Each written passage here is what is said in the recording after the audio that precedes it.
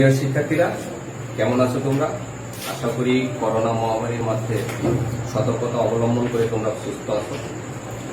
আমি নিখিল চন্দ্র সরকার, সহকারী শিক্ষক, গণিত, বড় জ্ঞানালী বালিকা উচ্চ বিদ্যালয় কলেজ। আমি তোমাদের সামনে নবম ও দশম শ্রেণীর সাধারণ গণিত বিষয় নিয়ে কিছু আলোকপাত করব। আমি যে বিষয়টা তুলে ধরব সেটা তোমাদের এমসিকিউ এবং সৃজনশীল অঙ্ক করতে খুব সহায়তা করবে। আমি প্রত্যেকটা অধ্যায় ভাগ ভাগ করে পড়াবো। টোটাল অধ্যায়ের উপর একটা ক্লাস নেব। তো আমি প্রথম থেকেই পড়ানো শুরু করব। প্রথম অধ্যায় তোমাদের আছে বাস্তব সংখ্যা। গণিত বুঝতে হলে বা জানতে হলে ডেফিনেশনটা খুব জরুরি। ডেফিনেশনটা জানতে হবে। তো আসলে আমরা জেনে নিই বাস্তব সংখ্যাটা কি। বাস্তব সংখ্যা, বাস্তব সংখ্যা বা একে ইংরেজিতে বলে রিয়াল নাম্বার।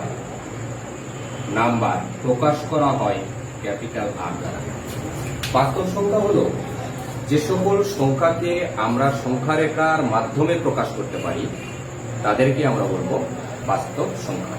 আমি আরেকবার বলছি, যে সকল সংখ্যাকে সংখ্যারেখার মাধ্যমে প্রকাশ করা যায় বা সংখ্যারেখার মাধ্যমে উপস্থাপন করা যায় তাকে আমরা বলবো বাস্তব সংখ্যা। ক্লিয়ার? এই বাস্তব সংখ্যা মূলত দুই ধরনের। এক হলো মূলদ সংখ্যা, মূলদ সংখ্যা বা রেশনাল নাম্বার, রেশনাল নাম্বার। দুই হলো অমূলদ সংখ্যা, অমূলদ সংখ্যা বা ইরেশনাল, ইরেশনাল নাম্বার। আমি আজকে বাস্তব সংখ্যার মূলদ সংখ্যা নিয়ে আলোচনা করব, অমূলদ সংখ্যাটা পরের দিনে আমি আলোচনা করব। তো আসা যাক মূলদ সংখ্যাটা কি। মূলদ সংখ্যা, মূলদ সংখ্যা, মূলদ সংখ্যা হলো যে সংখ্যাটাকে পি বাই কিউ আকারে প্রকাশ করা যায়, যেখানে কিউ নট ইকুয়াল টু 0 এবং পি কিউ পূর্ণ সংখ্যা, তাদেরকে আমরা বলবো মূলদ সংখ্যা। অর্থাৎ যে সকল সংখ্যাকে পি বাই কিউ আকারে প্রকাশ করা যায়, প্রকাশ করা যায়, যেখানে পি কিউ পূর্ণ সংখ্যা, পূর্ণ সংখ্যা এবং কিউ নট ইকুয়াল টু 0। এই মূলদ সংখ্যার সংখ্যাটা অন্যভাবেও দেওয়া যেতে পারে। অর্থাৎ দুইটি সংখ্যা, দুইটি পূর্ণ সংখ্যা বা দুইটি সংখ্যার অনুপাতই হল মূলদ সংখ্যা। একে সাধারণত ক্যাপিটাল কিউ দ্বারা প্রকাশ করা হয়, ক্যাপিটাল কিউ দ্বারা প্রকাশ করা হয়। মূলদ সংখ্যা তিন ধরনের। কয় ধরনের? তিন ধরনের। এক, পূর্ণ সংখ্যা, পূর্ণ সংখ্যা বা ইন্টিজার, ইন্টিজার, যাকে প্রকাশ করা হয় জেড দ্বারা। শূন্য, শূন্যটাকে বলা হয় অখণ্ড সংখ্যা, অখণ্ড সংখ্যা। আর ভগ্নাংশ, ভগ্নাংশ। আমরা মূলদ সংখ্যাটিকে আমরা সংখ্যারেখায় স্থাপন করলে আর কষ্ট বুঝতে পারব। সংখ্যারেখা কি? সংখ্যারেখা এইটা শূন্য। সংখ্যারেখা শূন্য হইতে ডান দিকে অগ্রসর হলে যেগুলো সংখ্যা পাবো তাদেরকে আমরা বলবো ধনাত্মক সংখ্যা। আর সংখ্যারেখা হইতে বাম দিকে অগ্রসর হলে যেগুলো সংখ্যা পাবো তাদেরকে আমরা বলবো ঋণাত্মক সংখ্যা। ডান দিকে কি সংখ্যা পাবো? ধনাত্মক সংখ্যা। বাম দিকে পাবো ঋণাত্মক সংখ্যা। অর্থাৎ পজিটিভ 1, 2, 3 চলতে থাকবে, -1, -2, -3। এখন লক্ষ্য করো, এইগুলোকে আমরা বলছি ধনাত্মক পূর্ণ সংখ্যা, পূর্ণ সংখ্যা। এইগুলোকে আমরা বলছি ঋণাত্মক, ঋণাত্মক পূর্ণ সংখ্যা, আর শূন্যটাকে আমরা আগেই বলেছি অখণ্ড সংখ্যা। এখন 1 এবং 2 এর মাঝে অসংখ্য সংখ্যা আছে। এই 1 এবং 2 এর মাঝে অসংখ্য সংখ্যা আছে, যেগুলো মূলদ সংখ্যা অংশ। 1 এবং 2 এর মাঝে আমরা বলতে পারি এই মিডিল পয়েন্টটাতে আছে 1 প্লাস 2 ভাগ 2 ইকুয়াল টু 3/2। এই পয়েন্টটা হলো 3/2। তাহলে আমরা দেখি আমার ফ্লোচার্টের সাথে মিলেছে কিনা। মূলদ সংখ্যা হলো পূর্ণ সংখ্যা, তার মানে -1 -2 -3 0 1 2 3 এগুলো পূর্ণ সংখ্যা পাইছি। অখণ্ড সংখ্যা 0 0 পাইছি। ভগ্নাংশ, তার মানে ভগ্নাংশ পাইছি। তাহলে আমার মূলদ সংখ্যা পূর্ণ সংখ্যা, অখণ্ড সংখ্যা, ভগ্নাংশ মিলে হচ্ছে মূলদ সংখ্যা। এবার লক্ষ্য করো, 2 বা ততোধিক মূলদ সংখ্যার যোগ, 2 বা ততোধিক পূর্ণ সংখ্যার যোগ বিয়োগ গুণ সর্বদাই পূর্ণ সংখ্যা হবে। 2 বা ততোধিক মূলদ সংখ্যার পূর্ণ সংখ্যার যোগ বিয়োগ গুণ সর্বদাই পূর্ণ সংখ্যা হবে, কিন্তু ভাগ পূর্ণ সংখ্যা নাও হইতে পারে। যেমন এক্সাম্পল 2 প্লাস 3 ইকুয়াল টু 5 পূর্ণ সংখ্যা, 2 মাইনাস 3 ইকুয়াল টু -1 পূর্ণ সংখ্যা, 2 ইন্টু 3 ইকুয়াল টু 6 পূর্ণ সংখ্যা, কিন্তু 2 ডিভাইডেড বাই 3 যা পূর্ণ সংখ্যা নয়, এটা একটি ভগ্নাংশ। তাহলে এটাও এমসিকিউতে দিতে পারে। এবার আসি, মূলদ সংখ্যাকে আমার ডায়াগ্রামের মধ্যে স্থাপন করলে কিরকম ডায়াগ্রাম আমরা দেখতে পাই। তাহলে মূলদ সংখ্যা আমরা পেলাম পূর্ণ সংখ্যা নিয়ে, তার মানে এইটা পূর্ণ সংখ্যার ঘর 1 2 3 ডট ডট চলতে থাকবে। তারপরে আমার ছিল অখণ্ড সংখ্যা, অখণ্ড সংখ্যা মানে শূন্য, অখণ্ড সংখ্যা ছিল। তারপরে আমার ছিল ঋণাত্মক সংখ্যা,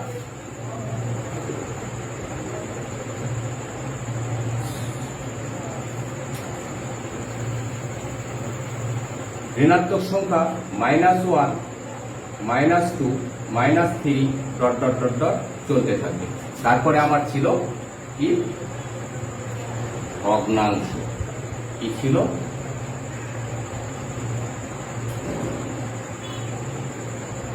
ভগ্নাংশ, অর্থাৎ -3/2 হতে পারে, -5/2 হতে পারে, ডট ডট ডট ডট চলতে থাকতে পারে, 1/2 হতে পারে, 11/4 হতে পারে, ডট ডট চলতে থাকে। এইটা হলো মূলদ সংখ্যার ডায়াগ্রাম, মূলদ সংখ্যার ডায়াগ্রাম, যেখানে এইটা কি সংখ্যা আমরা বলেছি পূর্ণ সংখ্যা, পূর্ণ সংখ্যা। এইটাকে কি বলেছি আমরা অখণ্ড সংখ্যা, অখণ্ড। এইটাকে কি বলেছি আমরা ঋণাত্মক পূর্ণ সংখ্যা, এটা ধনাত্মক পূর্ণ সংখ্যা, ধনাত্মক, ধনাত্মক। আর এটা হচ্ছে ঋণাত্মক, আর এইটা হচ্ছে ভগ্নাংশ, ভগ্নাংশ। এই ধনাত্মক পূর্ণ সংখ্যাটাকে আমরা বলতে পারি স্বাভাবিক, স্বাভাবিক সংখ্যা, যাকে n দ্বারা প্রকাশ করা হয়। এইবার অখণ্ড প্লাস ধনাত্মক পূর্ণ সংখ্যা বা স্বাভাবিক সংখ্যা মিলে হয় অঋণাত্মক সংখ্যা। ক্লিয়ার? এবার আমরা আসি যে দুইটি পূর্ণ সংখ্যা বা দুইটি মূলদ সংখ্যার মাঝে আমরা কতগুলো মূলদ সংখ্যা পেতে পারি, অসংখ্য মূলদ সংখ্যা পেতে পারি। তবে আমরা এক্সাম্পলের মাধ্যমে দেখব যে দুইটি মূলদ সংখ্যার মাঝে কোশ্চিন গুলো যায়, যে দুইটি মূলদ সংখ্যার মাঝে, দুইটি পূর্ণ সংখ্যার মাঝে 3টি মূলদ সংখ্যা নির্ণয় করো, এই ধরনের কোশ্চিন আসে। আমরা সেই কোশ্চিনটা সলভ করব। কোশ্চিনটা প্রায় এরকম হয়, 3 ও 4 এর মাঝে 3টি মূলদ সংখ্যা নির্ণয় করো। সলিউশন 3 ও 4 এর মাঝে একটি মূলদ সংখ্যা ইকুয়াল টু 3 প্লাস 4 ভাগ 2 ইকুয়াল টু 7/2। আমরা সংখ্যা রেখায় দেখি, বিষয়টা আরো ক্লিয়ার হয়ে যাবে। 0 1 2 3 4, 3 ও 4 এর মাঝে এই সংখ্যাটা আমার হইল 7/2, একটা মূলদ সংখ্যা আমরা পেলাম। এবার নিশ্চয় 3 এবং 7/2 এর মাঝে একটা মূলদ সংখ্যা আছে, অথবা 7/2 ও 4 এর মাঝে একটা মূলদ সংখ্যা আছে। তাহলে আমরা লিখি 3 ও 7/2 এর মাঝে একটি মূলদ সংখ্যা ইকুয়াল টু 3 প্লাস 7/2 ভাগ 2 equal to 6 plus 7/4 equal to 13/4 হয়ে গেল। তাহলে দুটি মূলদ সংখ্যা কি, একটি হলো 7/2, অপরটি হলো 13/4। তার মানে এই সংখ্যাটা হচ্ছে 13/4, এই সংখ্যাটা 13/4। এইভাবে আমরা অসংখ্য মূলদ সংখ্যা নির্ণয় করতে পারি। এইবার এই কোশ্চিনটা একটু ঘুরিয়ে দিতে পারে, যে এই কোশ্চিনটাই বললো 3 ও 4 এর মাঝে তিনটি সমতুল মূলদ সংখ্যা নির্ণয় করো। কোশ্চিনটা দিল সমতুল মূলদ সংখ্যা, এইটাকে শুধু একটু যোগ করে দিল, সমতুল কথাটা উল্লেখ করলো। এই ক্ষেত্রে আমরা একটা সূত্র জানবো, সূত্রতে পুট করলে আমরা সমতুল মূলদ সংখ্যাটা পেয়ে যাব। সমতুল মূলদ সংখ্যা নির্ণয়ের ক্ষেত্রে আমরা সলিউশনে যদি যাই, তো সেই সূত্রটা আগে আমি লিখি, যে সমতুল মূলদ সংখ্যার সূত্র হলো x plus d, x plus 2d, এইভাবে চলতে থাকবে, যেখানে d equal to y minus x divided by n plus 1। এই সূত্রে আমরা বসাই দিতে পারি। তাহলে এখানে দেখো ধরি x equal to 3, y equal to 4 এবং n সমান হচ্ছে 3, এই তিনটি আছে। কয়টি বের করতে হচ্ছে, সেটা হচ্ছে n এর মান। তো আমরা d এর মান প্রথমে বের করে নেব। d equal to 4, d equal to আমরা জানি y minus x by n plus 1 equal to 4 minus 3 by 3 plus 1 equal to 1/4।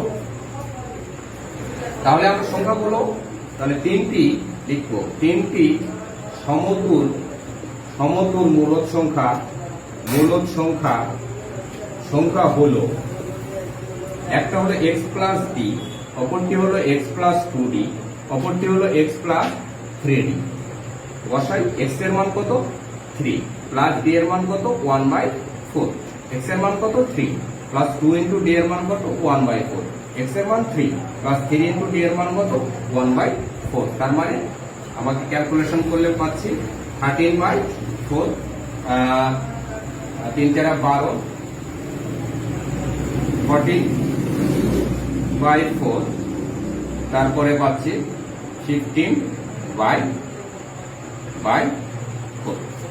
আমরা সহজেই 15/4 সহজেই আমরা তিনটি সমতুল মূলদ সংখ্যা নির্ণয় করতে পারলাম। আর এই সমতুল মূলদ সংখ্যা নির্ণয়ের সূত্র হলো এই। তো এই কোশ্চেনগুলো সচরাচর পরীক্ষায় দিয়ে থাকে, আমরা নিশ্চয় বুঝতে পেরেছি মূলদ সংখ্যা কি, মূলদ সংখ্যা কিভাবে হয়। প্রিয় শিক্ষার্থীরা, তোমরা বাসায় এই ধরনের সংখ্যা নিয়ে চেষ্টা করবা। যেমন তোমরা নিতে পারো 1/7 ও 2/13 এর মাঝে কয়টি মূলদ সংখ্যা, হয়তো 5টি মূলদ সংখ্যা নির্ণয় করো, 5টি করতে পারো।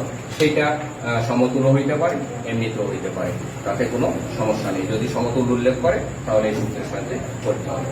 তো আজ এই পর্যন্ত। আশা করি সামনের দিনে তোমরা ভালো থাকো, সামনের দিনগুলো ভালো হোক, এই শুভকামনা শেষ করছি।